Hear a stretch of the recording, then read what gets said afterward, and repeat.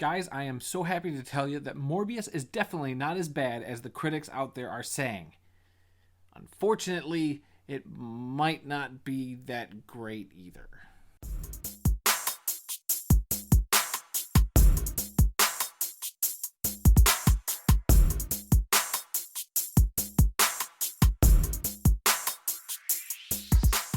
So what's the story of Morbius? Well, the story is essentially Jared Leto, who plays Dr. Michael Morbius, has a blood disease or a disease of some kind, and he's essentially trying to find a cure. He goes to try to find that cure, and he essentially turns himself into a vampire.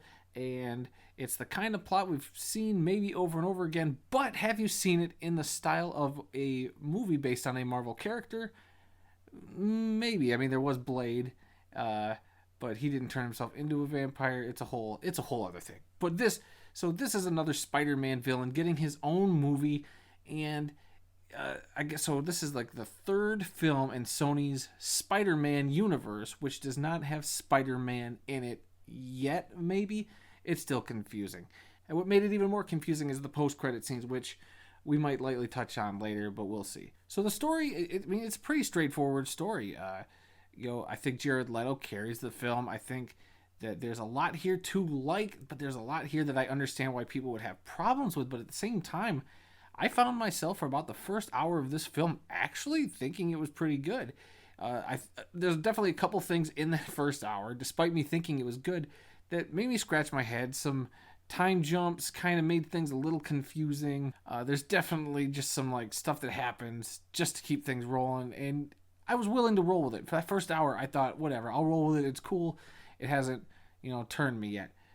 But, in the second half of the film, things do start to drag, and it does become your typical, kind of a mid-2000s style Marvel movie. It's kind of the same thing we kind of complain about with superhero movies, is that the, big villain in the film is the exact opposite of the hero. Like, remember in Iron Man fought Ironmonger, and in this, Morbius fights another vampire. So it's not that interesting, but the stuff that is interesting is everything revolving around Jared Leto's Michael Morbius. He seems like he wants to be a good person. He is a good person, does some good stuff for humanity, but then when he, trying to find a cure for himself, turns himself into a vampire, he has to deal with, the bloodlust, needing to drink blood. And he, he doesn't want to have to hurt people, but he understands like he needs the blood to survive. So he's trying to find ways around that, so he's not killing people. And there's a lot of moral issues here that I think could have been explored a little more. And I thought the first half of the film was kind of leading into that sort of stuff, which I found very interesting. It kept me invested in the story. But then the second half, turns into, now we have to fight a bad guy. And that's my big problem with the movie, I guess, is that the potential was there. It definitely just drops the ball in the second half, and the pacing kind of gets muddled a little bit. And so, it is what it is. I had no expectations for this movie.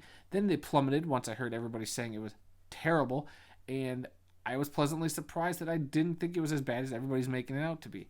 The cast is pretty decent. Obviously, Jared Leto as Dr. Michael Morbius. You have Matt Smith, who plays a longtime friend of Dr. Michael in a character called Milo. You have the love interest played by Adria Arjona, who is pretty good in the film. Doesn't get a whole lot. And you get a couple FBI agents played by Madrigal and Tyrese Gibson. And Tyrese is somebody who I'm not a big fan of in movies, but I think this is one of his better, more tamed performances. And I was actually cool with Tyrese in this, so good job for him. So the acting, was fine. I think this was a worthy cast. I think they did a decent job. It was just the story and everything built around it wasn't, where it could have been. And I know this movie's been delayed. I don't know how much cutting and trimming the studio did to this or the director did to this when they put it out now, because this was supposed to come out a couple years ago. It's been delayed because of COVID, and then it was delayed again. It was supposed to come out a couple months ago, and then they pushed it back to now. So I don't know what other issues it had, but if you've seen the trailer, they hinted a lot at a greater Spider-Man universe. And all the rumors and stuff have been true going into this, that they essentially strip away a lot of those connections to the greater Spider-Man universe, which I think worked for the most part. I didn't care one way or the other how much they connected it to either the Venom universe or the Spider-Man universe and the Marvel Cinematic Universe. So I could have cared less. But I do have to bring up there are two post-credit scenes, too. And, at least you don't have to sit through all the way at the back end of the credits. They happen pretty, one's like right after the film ends, you get a little bit of animated credits, then they jump into a scene, then you get some more credits, and then another scene. So, you get to them rather quickly. You don't have to sit there like a typical Marvel movie and wait for everything. So there's that. And these two scenes try really hard to connect to a universe, and I don't think they were terrible. Definitely not the worst post credits I've ever seen, but they're not great.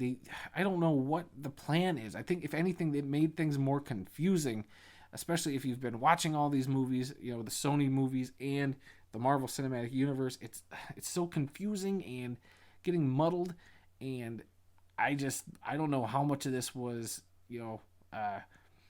Sony panicking and changing stuff around. I have no clue. It was just very weird what they did at the end. I was scratching my head. Like, it wasn't as straightforward as they tried to make it appear, because it definitely didn't really mesh or line up with a lot of the stuff we've learned from some of the other movies. So I'm still not sold on Sony kind of backdoor connecting to the Marvel Cinematic Universe. That's a whole other thing. And as far as a grade, look, I said, there is good stuff here. I think, I could watch that first half and be content. It's just the second half where you get into more of the superhero-esque action that kind of lost me. And, the performance is fine. Matt Smith gets to ham it up a little bit, which is fun. And I think Jared Leto carries the film solid lead.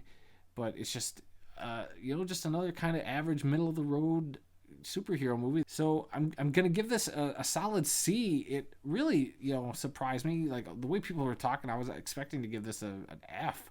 But pleasantly surprised. I think, if you're into this kind of movie and you're at least curious, I'd say go check it out, but it's not that memorable, and it definitely isn't, other than the post-credit scenes, which like I said, kind of connected things, but kind of make it even more confusing.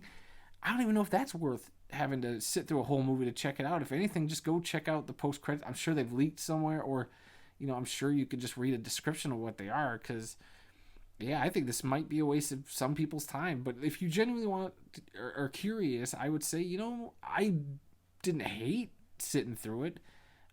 So there's that.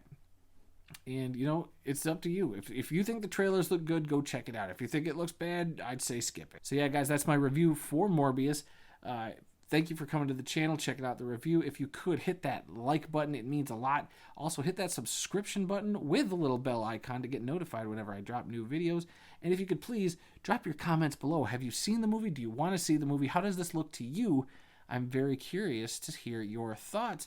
And until next time, guys, in the next review, I'll be seeing you.